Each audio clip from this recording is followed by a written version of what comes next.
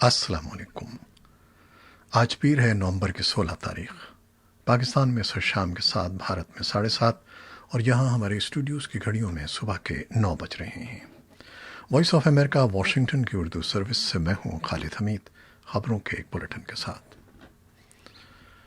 America के सदर Trump ने इंतखाबात के तकरीबन 2 हफ्ते बाद पहली बार इतवार को बज़ाहिर ये तस्लीम किया है कि डेमोक्रेट जो बाइडन सदारती इलेक्शन जीत गए हैं, लेकिन उन्होंने ये भी कहा कि वो शिकस्त तस्लीम नहीं करेंगे।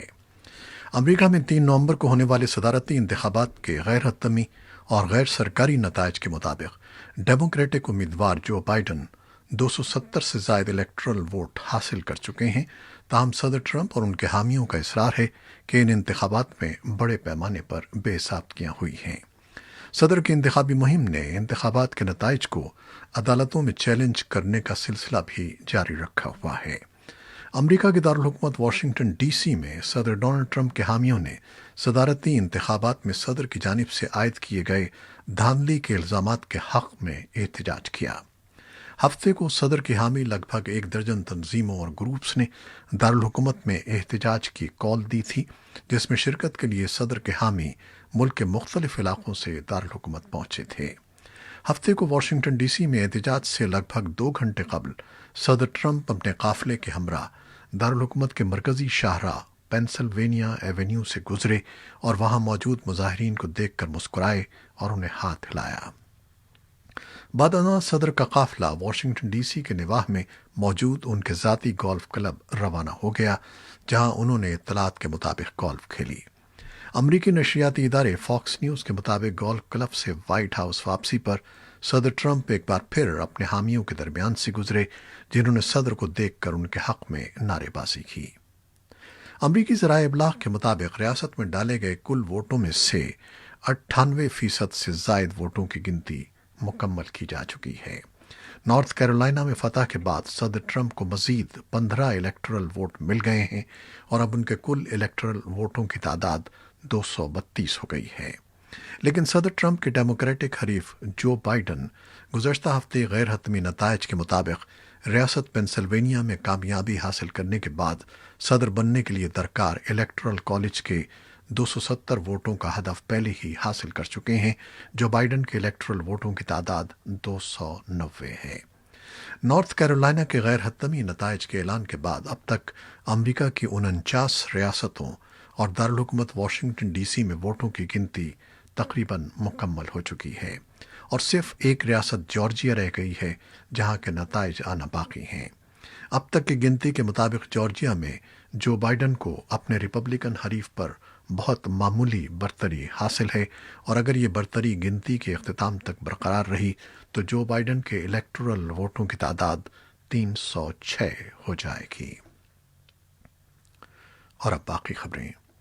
पाकिस्तान ने मुबैना भारतीय रियासती दहशतगर्दी पर मबनी डोजियर पर भारतीय वजारत खारजा के जवाब को मुस्तरद कर दिया है। तर्जमान दफ्तर खारजा का कहना है कि भारत ने हमेशा की तरह दीदा दलेरी से दोबारा मनगढ़ंत मौक़िफ़ अपनाया है। अंधी तरदीद और पुराने इल्ज़ामात दोहराने से हक़ाइक़ तब्दील नहीं हो सकते। तज्ज़ियाकारों का कहना है कि पाकिस्तान के बैरूनी महाज और अंदरूनी तौर पर चैलेंजेस बढ़ गए हैं। भारत और अफ़गानिस्तान ने पाकिस्तान की तरफ से आयद इल्ज़ामात को मुस्तरद किया है। पाकिस्तान ने हफ्ते को इल्ज़ाम आयद किया था कि भारत अफ़गानिस्तान में दहशतगर्दों के 66 ट्रेनिंग कैंपों में उन्हें तरबियत दे रहा है ताकि पाकिस्तान को नुकसान पहुंचाया जा सके। पाकिस्तान के वज़ीर ख़ारजा शाह महमूद कुरैशी ने फ़ौज के तर्जुमान मेजर जनरल बाबर इफ्तिखार के हमरा प्रेस कॉन्फ्रेंस के दौरान दावा किया था कि भारत दहशतगर्दों को फंडिंग, तरबियत और असलहा फराहम कर रहा है, जिसके नाकाबिल तरदीद सबूत मौजूद हैं। भारत की वजारत ख़ारजा के तर्जुमान अनुराग श्रीवास्तव ने कहा है कि पाकिस्तान की जानिब से भारत पर दहशतगर्दी के नाकाबिल तरदीद सबूत मनगढ़ंत हैं और इस तरह के इल्ज़ामात की कोई हकीकत नहीं है। अफ़गानिस्तान ने भी अपनी सरजमीन दहशतगर्दी की तरबियत और पाकिस्तान के खिलाफ इस्तेमाल होने के इस्लामाबाद के दावों की तरदीद की है। अफ़गान वजारत ख़ारजा ने इतवार को जारी एक बयान में कहा है कि अफ़गानिस्तान खुद दहशतगर्दी से मुतासिर है और वो हर किस्म की दहशतगर्दी के खिलाफ پالیسی پر گامزن ہے۔ ترجمان کے مطابق افغانستان اپنی سرزمین کسی اور ملک کے خلاف دہشت گردی کے لیے استعمال ہونے کی اجازت نہیں دے گا۔ بیان میں کہا گیا ہے کہ افغان حکومت پاکستان کے وزیر اعظم عمران خان کے رواں ہفتے دورہ کابل کی تیاریوں میں مصروف ہے۔ توقع ہے کہ اس دورے میں دونوں ملکوں کے درمیان باہمی مفادات اور دیگر امور پر بات چیت کی جائے گی۔ ادھر کابل سے ملنے والی اطلاعات کے مطابق شمال مشرقی صوبے قندوز میں دشت ارچی پر کنٹرول حاصل کرنے کے لیے افغان سیکیورٹی فورسز اور طالبان کے درمیان گزشتہ رات سے لڑائی جاری ہے۔ عصمت اللہ مرادی نے ان اطلاعات کو مسترد کیا ہے کہ ضلع طالبان کے قبضے میں چلا گیا ہے اور کہا کہ افغان سیکیورٹی فورسز کی مدد کے لیے مزید کمک بھیجی گئی ہے۔ ان کا کہنا تھا کہ افغان فضائیہ نے طالبان کے متعدد ٹھکانوں پر فضائی حملے کیے ہیں۔ ان کے مطابق ابھی تک 3 افغان سیکیورٹی اہلکار ہلاک ہو گئے ہیں اور دعویٰ کیا ہے کہ 8 طالبان ہلاک اور 13 زخمی ہوئے ہیں۔ افغانستان کے قائم مقام وزیر خارجہ حنیف اتمار کا کہنا ہے کہ افغانستان میں قیام امن کی مسلسل کوششوں کے باوجود جنگ جاری ہے اور پرتشدد حملوں میں اضافہ ہوا ہے۔ انہوں نے کہا کہ موجودہ صورتحال نئی خارجہ پالیسی کی متقاضی ہے۔ دوحہ میں ذرائع کا کہنا ہے کہ گزشتہ 1 ماہ کے دوران حکومت اور طالبان مذاکراتی ٹیموں کے درمیان کوئی براہ راست رابطہ نہیں ہوا ہے اور قطر کی حکومت دونوں فریقین کو ایک دوسرے کے پیغامات پہنچا رہی ہے۔ حنیف اتمار نے پارلیمان کو بتایا کہ آئندہ ہونے والی جنیوا کانفرنس اگرچہ اہم ہے تاہم اس بات کا امکان ہے کہ بین الاقوامی برادری آئندہ 4 برسوں کے لیے افغانستان کی مالی امداد کی منظوری دے دے۔ انہوں نے کہا کہ پہلے سے منظور کی گئی مالی امداد آئندہ 2 ماہ میں ختم ہو جائے گی۔ حنیف اتمار کا کہنا تھا کہ امداد دینے والے ممالک نے آئندہ 4 برس کے لیے امداد کی منظوری کی خاطر افغان حکومت اور طالبان کو 10 شرائط پیش کی تھیں۔ پاکستان کے وزیر اعظم عمران خان رواں ہفتے افغانستان کا دورہ کر رہے ہیں۔ یہ دورہ ایک ایسے وقت میں ہو رہا ہے جب کچھ دن قبل پاکستان نے الزام عائد کرتے ہوئے کہا تھا کہ بھارت پاکستان میں دہشت گردی کی کارروائیوں کے لیے افغان سرزمین کو استعمال کر رہا ہے۔ افغان حکومت اور بھارت دونوں پاکستانی الزامات کو مسترد کر چکے ہیں۔ دوسری جانب امریکی صدارتی انتخابات کے بعد ماہرین کی اب تمام تر نظریں نومنتخب صدر جو بائیڈن کی خارجہ پالیسی پر مرکوز ہو گئی ہیں۔ گلگت بلتستان اسمبلی کی 23 نشستوں پر پولنگ مکمل ہو چکی ہے اور غیر حتمی اور غیر سرکاری نتائج کے مطابق وفاق میں حکمراں جماعت پاکستان تحریک انصاف 9 نشستوں پر کامیابی کے ساتھ پہلے نمبر پر ہے۔ دوسری جانب اپوزیشن جماعتوں بشمول پاکستان پیپلز پارٹی اور پاکستان مسلم لیگ نواز نے گلگت بلتستان کے الیکشن نتائج مسترد کر دیے ہیں۔ بھارت اور پاکستان نے اپریل سن 2005 میں متنازع کشمیر کو تقسیم کرنے والی لائن آف کنٹرول کے آر پار ایک بس سروس شروع کی تھی۔ ہفتے میں ایک بار سری نگر اور مظفر آباد کے درمیان چلنے والی اس بس سروس کو، جسے کاروان امن کا نام دیا گیا تھا، دونوں ملکوں نے اعتماد سازی کے لیے اٹھایا گیا سب سے بڑا قدم قرار دیا تھا۔ 14 ماہ بعد یعنی 2 جون 2006 میں ہفتہ وار بس سروس ایک اور کراسنگ پوائنٹ پونچھ اور راولاکوٹ کے درمیان چلنے لگی تاکہ منقسم خاندانوں کو ایک دوسرے سے ملنے کے لیے سفر کرنے میں آسانی ہو۔ بعد ازاں جیسے کہ دونوں ملکوں کی حکومتوں نے کہا تھا کہ مفاہمت اور امن کے عمل کو آگے لے جانے کے لیے ان دونوں راستوں سے آر پار تجارت شروع کی گئی، لیکن یہ تجارت گزشتہ 1.5 سال سے بند پڑی ہے۔ پلوامہ حملے کے بعد بس سروس کو بھی معطل کیا گیا، جس پر منقسم خاندان نالائے ہیں۔ وہ اور تاجر دونوں مطالبہ کرتے ہیں کہ یہ سہولیات فوری طور پر بحال کی جائیں۔ بھارت اور پاکستان ایل او سی تجارت اور بس سروس کی معطلی کے لیے ایک دوسرے کو مورد الزام ٹھہرا رہے ہیں۔ امریکہ کے وزیر خارجہ مائک پومپیو آج فرانس کے صدر ایمانوئل میکروں اور دوسرے لیڈروں سے اقتصادی اور سیکیورٹی امور پر بات چیت کر رہے ہیں۔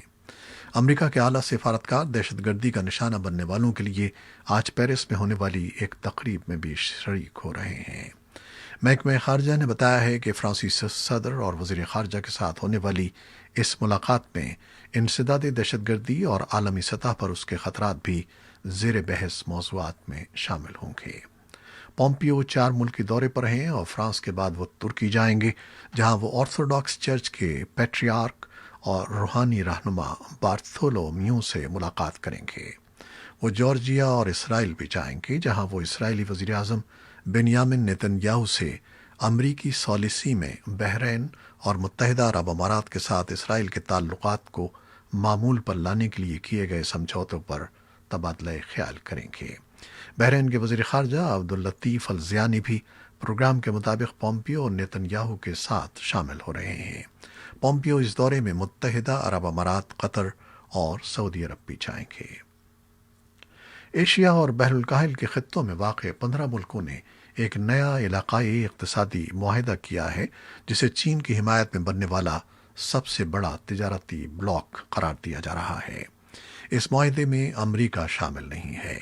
معاہدے پر اتفاق جنوب مشرقی ایشیائی ممالک کی تنظیم آسیان کے ویتنام میں اتوار کو ہونے والے اجلاس کے دوران ہوا۔ دنیا میں ہونے والی ایک تہائی تجارتی سرگرمیاں معاہدے میں شامل رکن ممالک کے ذریعے ہوتی ہیں۔ اس معاہدے کا نام regional comprehensive economic partnership RCEP یعنی علاقائی جامع معاشی شراکت داری رکھا گیا ہے۔ معاہدے پر دستخط ویتنام کے دارالحکومت ہینوئی میں ہونے والے جنوب مشرقی ایشیائی ممالک کی تنظیم کے اجلاس کے دوران ہوئے۔ میزبان ملک ویتنام کے وزیر اعظم گیوین شوان فوک نے کہا کہ 8 سال پر محیط محنت اور مذاکرات کے بعد اس معاہدے کے طے پانے پر انہیں دلی مسرت ہے۔ کورونا بحران کا حوالہ دیتے ہوئے انہوں نے کہا کہ وہ سمجھتے ہیں کہ یہ معاہدہ عالمی وبا کے باعث ہونے والے تجارتی خسارے سے نمٹنے کی کوششوں میں خطے کے ممالک کے لیے مددگار ثابت ہوگا۔ معاہدے میں چین، آسٹریلیا، جاپان، جنوبی کوریا، نیوزی لینڈ سمیت خطے کے 10 ممالک شامل ہیں۔ میانمار کی رہنما آنگ سان سوچی اور ان کی برسر اقتدار party national league for democracy نے ملک کے مختلف قومی انتخابات میں بھاری اکثریت سے کامیابی حاصل کر لی ہے۔ انتخابات میں روہنگیا اقلیت کو ووٹ ڈالنے کی اجازت نہیں دی گئی۔ مبصرین کے مطابق انتخابات کے باوجود تنازعات اور بدامنی سے دوچار ملک میں جمہوری اصلاحات اور امن مذاکرات کا عمل بدستور سست روی کا شکار ہے۔ 8 نومبر کو ہونے والے انتخابات میں سوچی کی پارٹی نے 498 میں سے 396 نشستوں پر کامیابی حاصل کی اور یوں ان کی جماعت سن 2015 کے انتخابات سے زیادہ نشستیں حاصل کرنے میں کامیاب رہی۔ میانمار میں حکومت سازی کے لیے کسی بھی سیاسی جماعت کے لیے 322 نشستیں درکار ہیں۔ میانمار میں کئی دہائیوں سے فوجی حکمرانی کے بعد سن 2015 میں پارلیمانی انتخابات ہوئے تھے، تاہم ملک کے کئی حصوں میں فوج اور مسلح گروہوں کے درمیان جھڑپوں کا سلسلہ بھی جاری رہا۔ ملک کے کئی حصوں میں بدامنی کے باعث 22 نشستوں پر الیکشن ملتوی کرنا پڑے، جس سے 14 لاکھ سے زائد ووٹرز اپنا حق رائے دہی استعمال نہ کر سکے، جبکہ ہزاروں روہنگیا افراد کو بھی ووٹنگ میں حصہ لینے کی اجازت نہیں دی گئی۔ امریکہ کے وزیر خارجہ مائک پومپیو نے بھی کئی جگہوں پر انتخابات نہ ہونے اور روہنگیا اقلیت کو ووٹ کا حق نہ دینے پر اپنی تشویش کا اظہار کیا ہے۔ تاہم انہوں نے کہا کہ الیکشن ملک کو جمہوریت کی طرف لے جانے کے لیے ایک قدم ہے۔ پاکستان میں کورونا کے مثبت ٹیسٹ کی شرح 7% سے بڑھ گئی ہے۔ وزیر اعلیٰ سندھ کا ٹیسٹ مثبت آیا ہے۔ سرکاری اعداد و شمار کے مطابق پاکستان میں گزشتہ 24 گھنٹوں میں کورونا کے شکار مزید 19 مریض دم توڑ گئے ہیں، جبکہ 2128 افراد میں وائرس کی تشخیص ہوئی ہے۔ بھارت میں گزشتہ 24 گھنٹوں کے دوران 30,548 افراد میں کورونا وائرس کی تشخیص ہوئی ہے، جس کے بعد بھارت میں کیسز کی کل تعداد 88,45,000 سے زیادہ ہو گئی ہے۔ یہ تھیں وہ خبریں جو فیس بک لائیو پر ہم نے آپ کے لیے پیش کی۔ ہماری ویب سائٹ اور یوٹیوب پر یہ بلیٹن پوسٹ کر دیا جاتا ہے، جسے آپ بعد میں بھی دیکھ سکتے ہیں۔ خالد حمید کو اب اجازت دیجیے گا۔ اللہ حافظ۔